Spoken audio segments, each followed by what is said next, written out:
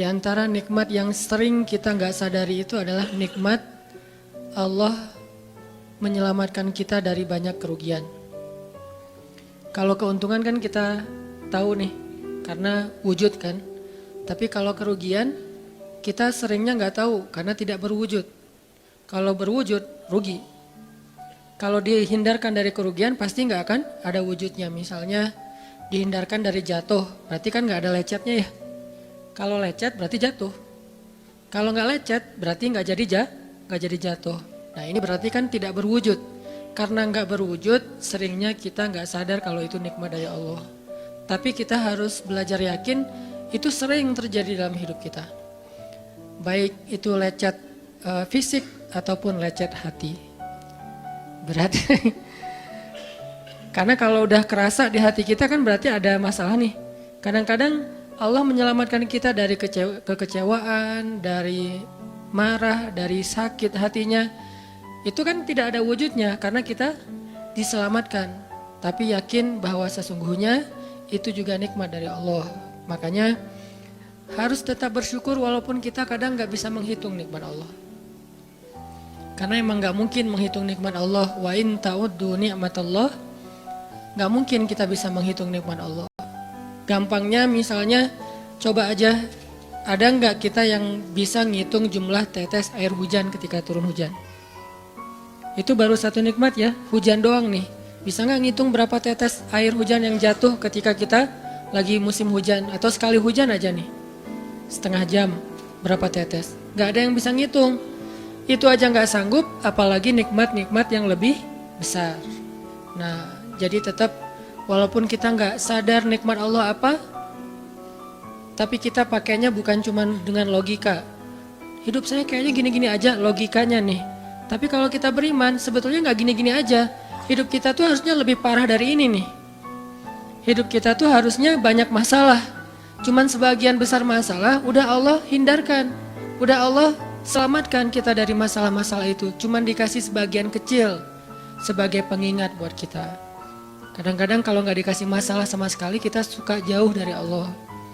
Karena Allah kangen.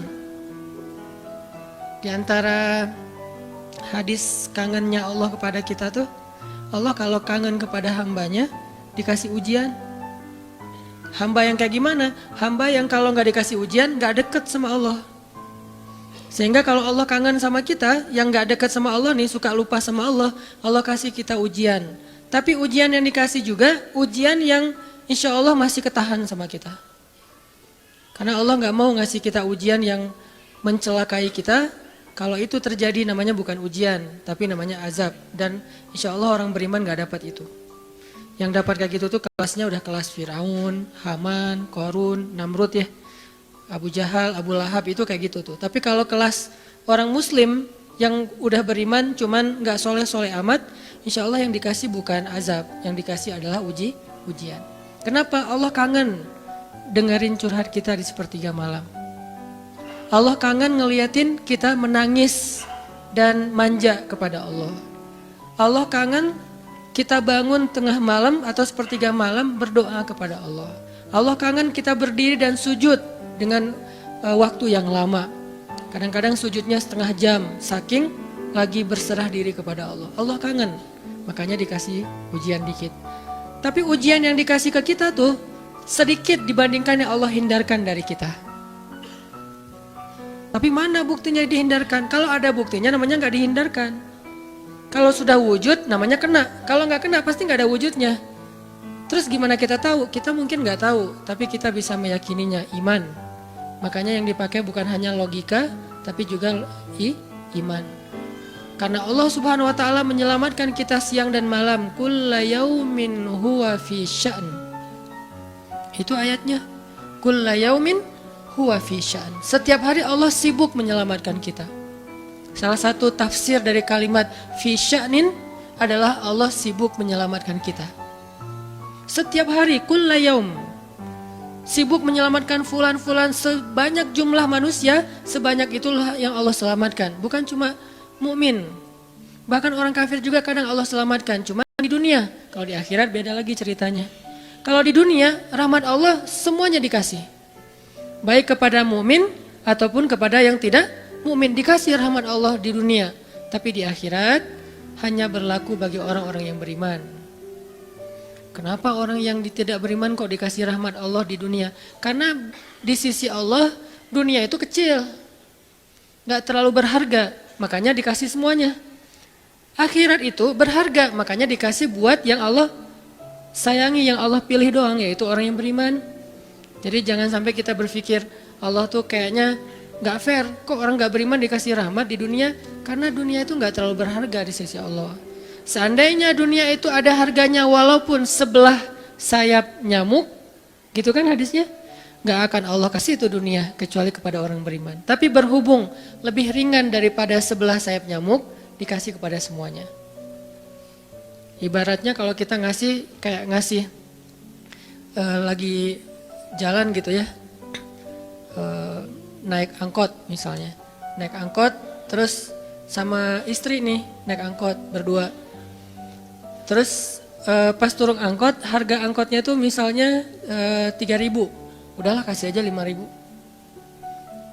Karena 2.000 yang kita kasih, nggak mungkin istri kita komplain, kemarin aku minta nggak dikasih, nggak akan mungkin kan? Kenapa? Cuma 2.000, tapi coba ngasih 100.000, beda tuh. Karena dia sesuatu yang ringan, maka tidak perlu komplain, 2.000 doang, saya juga dikasih lebih dari itu. Harusnya kita sadar bahwa dunia itu 2.000-an. Dunia itu cuma 2.000-an, nggak terlalu berharga lah. Walaupun tetap butuh, nggak berharga juga butuh. Sehingga ketika ada orang yang tidak beriman dikasih 2.000-an kayak gini, kita yang beriman jangan sirik. Mending saya nggak beriman kalau kayak gitu. Ternyata nggak beriman juga dapat tuh banyak. Nggak banyak, cuma 2.000-an. Dan kita mah dikasih lebih banyak dari itu, cuman yang dilihat 2.000-nya, bukan yang ratusan ribunya. Ini artinya teman-teman, yuk kita tetap belajar bersyukur kepada Allah. Walaupun kita nggak sadar nikmat Allah itu apa. Kita nggak bisa ngitung dengan logika kita. La tuhsuha, nggak mungkin bisa dihitung dengan logika. Tapi kita masih punya logika iman. Yang kita yakin, kulla yaumin huwa fi sya'n. Setiap hari itu Allah ngasih nikmat buat kita. Setiap hari itu Allah menyelamatkan kita dari banyak masalah. Setiap hari. Bukan pernah tuh dulu gua nyelamatin lo, enggak. Setiap hari diselamatin. Kita ada orang yang kadang-kadang nyelamatin kita dari satu musibah, itu kan berjasa dan kita kayak ngingat seumur hidup kan ya. Dianggap kayak orang yang paling berjasa dalam hidup kita. Dulu hampir putus gara-gara dia nggak jadi putus gitu. Nyambung lagi dalam bentuk yang halal misalkan ya. Berarti kan dia paling berjasa nih. Kalau nggak gara-gara dia nih udah putus tuh. Kalau nggak gara-gara dia udah cerai nih. Alhamdulillah gara-gara si fulan, gara-gara ustadz itu, gara-gara teman saya, gara-gara orang tua, kita yang tadinya hampir bercerai, gak jadi bercerai, kan dia berarti berjasa banget dalam hidup kita, menyelamatkan rumah tangga. Allah menyelamatkan kita dari yang kayak gitu-gituan tuh kulla yaum, setiap hari. Kalau yang belum menikah, setiap hari Allah menyelamatkan kita dari zina. Apalagi kita hidup di zaman fitnah. Apalagi kita hidup di kota besar kayak di Bandung, yang fitnahnya mungkin lebih besar daripada di desa. Dengan mudah kita bisa terjerumus ke dalam dunia-dunia yang kayak gituan. Mudah banget. Tapi setiap hari diselamatin, besok diselamatin lagi, lusa diselamatin. Walaupun seringkali Allah pengen nyelamatin kita, kitanya aja yang kekeh gak mau diselamatin. Udah jatuh, Allah selamatkan dari apa? Dari makin terpuruk. Kadang-kadang kan jatuh ketiban tangga nih. Jatuh doang gak ketiban tangga. Allah selamatkan. Kalau gak diselamatkan 100%, minimal diselamatkan sebagiannya. Supaya kita gak benar-benar hancur. Itu sering. Yang pernah merasakan masa-masa kelam di masa lalunya, harusnya kan ketika kita dulu kayak gitu kita mungkin udah mati kali ya. Yang sering tawuran misalnya, yang sering tarung di jalan, alasannya alasan sepele gitu. Kayak kemarin saya pas ke Jakarta ada acara di daerah Bintaro tuh, lagi jalan, ada tawuran pelajar, pada bawa golok, bawa samurai, bawa celurit segala macam. Kita agak-agak kaget karena kita platnya plat D gitu kan. Agak bahaya nih di Jakarta soalnya. Langsung kita gimana nih plat D, masa mau ditutup pakai tangan, gak mungkin kan ya mobil. Akhirnya la haula aja. Coba bayangin, mungkin sebagian kita pernah ngalamin masa kayak gitu dan mungkin lebih parah. Yang kayak gitu-gitu mah udah jadi kayak sarapan lah. Kalau nggak makan siang. Kayak gitu-gitu. Udah sering. Kenapa masih bisa selamat dan sekarang bisa duduk di masjid? Kalau bukan karena Allah menyelamatkan kita. Jadi kalau ada yang cerita ke saya tuh tentang pengalaman masa lalunya yang luar biasa kelam, saya tuh selalu bukan takjub ke dianya, takjub ke Allahnya. Bukan takjub karena dia bisa berhijrah, takjub karena Allah masih menyelamatkan dia dan menghijrahkan dia. Sehingga ketika dengar cerita kayak gitu, yang kita ucapkan adalah Masya Allah, Alhamdulillah. Bukan, wah hebat lo ya, dulu pernah bunuh orang, pernah ini, pernah semua dosa pernah gue lakuin dah. Itu gak perlu bangga, karena kalau dia gak diselamatin Allah, dulu udah celaka dengan dosa-dosa itu. Tapi karena Allah selamatkan, akhirnya dia diberi kesempatan. Bikin dosa dibiarin sama Allah. Bikin dosa dibiarin, bukan dibiarin berbuat dosa, dibiarin supaya dia kembali kepada Allah, dikasih kesempatan. Dan itu gak sehari, bertahun-tahun kan kita kayak gitu. Masih aja Allah biarin, masih Allah kasih kesempatan. Ini artinya teman-teman, benar kulla yaumin huwa fi sya'an. Setiap hari itu Allah selalu jagain kita. Setiap hari itu Allah selalu nyelamatin kita dari banyak masalah. Kalau yang udah nikah, mungkin di hari-hari pertama atau tahun-tahun pertama nih pengalaman pernikahan ya. Ya nggak apa-apa deh. Sedikit lah ya, saya mah nggak terlalu berpengalaman. Ada yang lebih berpengalaman dari saya lah ya. Ada sedikit pengalaman. Biasanya orang yang baru nikah ujiannya tuh 3 tahun pertama. Kalau dia bisa ngelewatin masa 3 tahun pertama, insya Allah agak lebih mudah ke depannya. 3 tahun pertama ini paling berat. Apalagi kalau dia nikahnya, alhamdulillah gak pacaran. Kalau pacaran kan ujiannya udah sebelum nikah udah banyak ujian ya. Pas udah nikah ya udah selesai. Bukan udah selesai ujiannya, udah gak ada yang perlu udah hambar aja. Udah plain ya. Pernah gitu Ustaz? Enggak sih. Untung ya, untung. Alhamdulillah gak pakai pacaran. Soalnya yang pacaran diputusin melulu. Jadi yang udah pacaran lama, pas udah nikah, kita mau ngapain lagi ya? Kayaknya udah semua ya. Oh iya, udah semua. Bulan madu dari dulu juga udah sering. Kan udah agak-agak plain gitu kan. Tapi kalau yang belum nikah, belum pacaran, nikah nih. Jadi kayak benar-benar baru pacaran, cuman ada konsekuensi lain yang mungkin ini jadi kayak semacam ujian lah biar sabar. Masa-masa adaptasi, masa-masa saling mulai mengerti, oh ternyata kamu tuh kayak gini dan segala macam. Apalagi kalau baru nikah langsung LDRan kan berat banget tuh. Nikah LDRan, pacaran LDRan aja berat. Bener gak sih? Nggak ngaku Pacaran LDRan aja berat, apalagi nikah LDRan. Kenapa? Pacaran itu kan masih banyak pantangan. Nikah kan udah masih banyak ibadahnya. Tapi nggak boleh ibadah, coba gimana? Nggak sengsara tuh, merana kan? Harusnya boleh tapi nggak boleh. Yang tadinya nggak boleh aja sengsara, apalagi udah boleh. Nah ini artinya setiap hari dalam tahun-tahun pertama pernikahan kita bisa aja mengatakan, udah deh, saya talak kamu. Apalagi laki-laki. Kalau nggak sabar dikit keluar kata-kata talak. Kalau udah keluar nggak bisa ditarik lagi tuh. Karena kalimat itu walaupun guyon tetap kena kan. Guyon aja kena apalagi serius. Enggak usah, saya waktu itu lagi dikuasai amarah. Emang ada yang cerai dalam keadaan nyaman? Kita talak yuk gitu. Nggak ada kan. Yang namanya cerai pasti marah tuh. Jadi nggak ada istilah gara-gara marah terus talaknya nggak berlaku, nggak. Maksud marah yang nggak berlaku talak itu kalau sampai hilang akal. Tapi rata-rata kita masih berakal sih walaupun marah juga. Karena ada orang yang marah tuh kemudian dia jadi kayak orang yang gila gitu gara-gara marahnya itu hilang akal. Tapi kalau masih berakal, masih mukallaf, masih bisa berpikir, ya namanya cerai nggak ada yang nggak marah. Yang namanya cerai pasti marah. Aku talak kamu. Gak ada, udah talak manggilnya say. Udah gitu pakai emoticon yang love gitu. Tapi talak kan agak-agak klise ya. Gak ada, pasti emoticonnya tuh berderai-derai atau hatinya terbelah kan gitu kan ya. Lagi rame soalnya tuh yang kayak gitu-gitu. Ini artinya bahwa yang namanya talak gak ada nyamannya. Pasti lagi marah dan tetap berlaku teman-teman. Kalau nggak Allah membimbing lisan kita, mungkin hari kedua udah talak tuh. Kalau Allah nggak membimbing hati kita, mungkin bulan pertama udah talak. Berarti kulla yaumin huwa fi sya'an. Sebetulnya kalau dengan logika iman, harusnya kita yakin Setiap hari itu Allah pasti nyelamatin kita setiap hari. Cuman karena udah diselamatin jadi nggak ketahuan. Kalau nggak diselamatin ketahuan.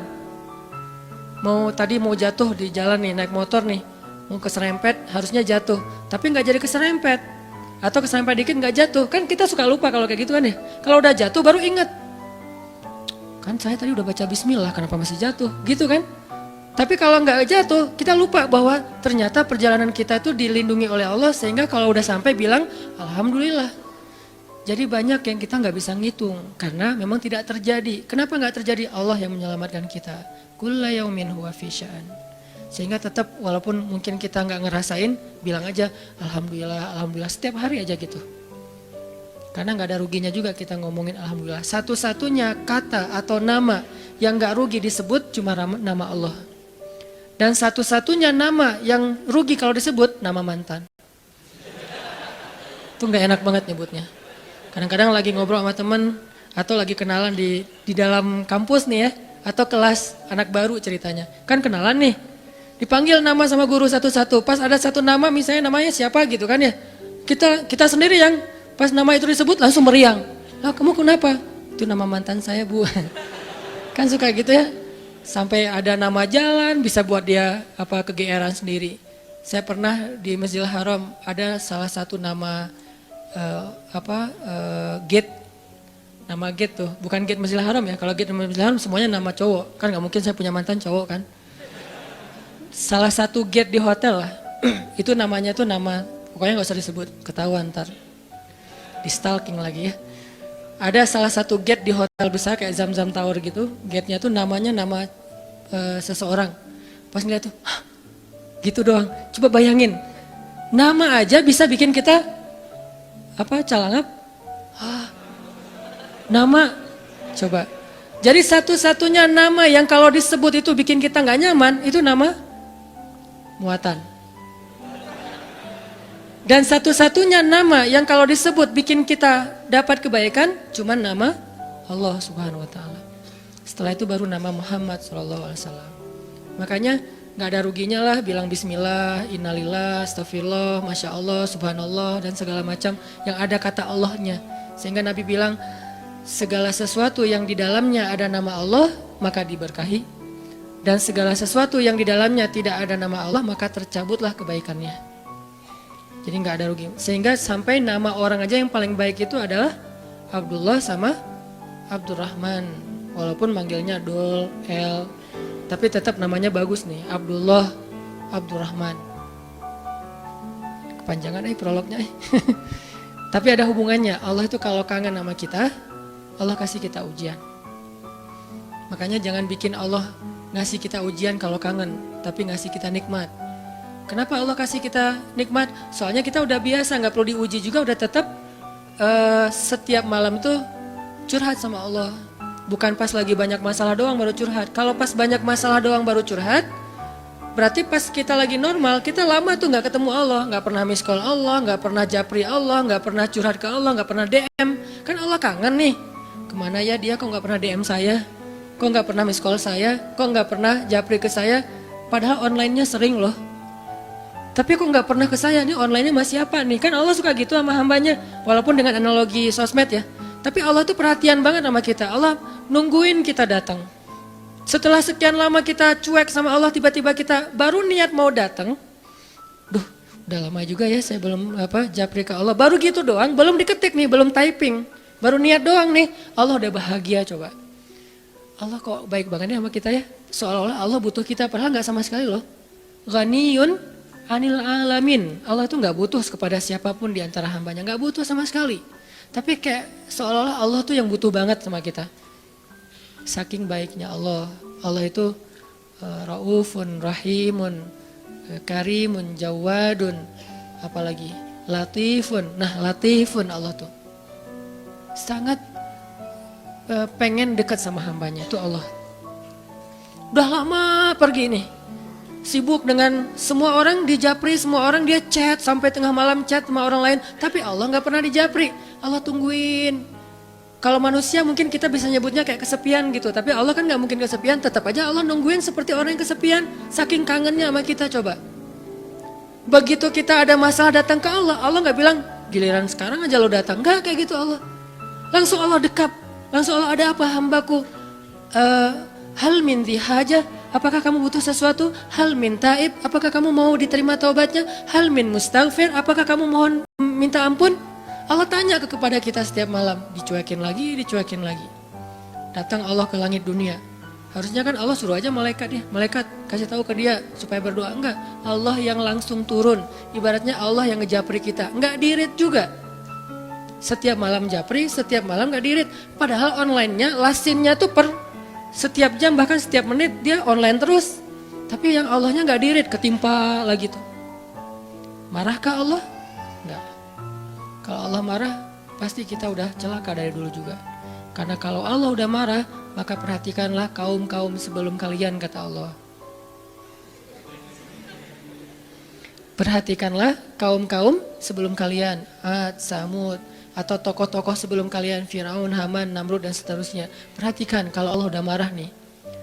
Berarti Allah belum marah sama kita. Tapi jangan sampai batasan waktu yang Allah buat itu kita lewatin, itu bahaya. Karena kalau Allah sudah menentukan waktunya, gak bisa ditolak lagi sama kita.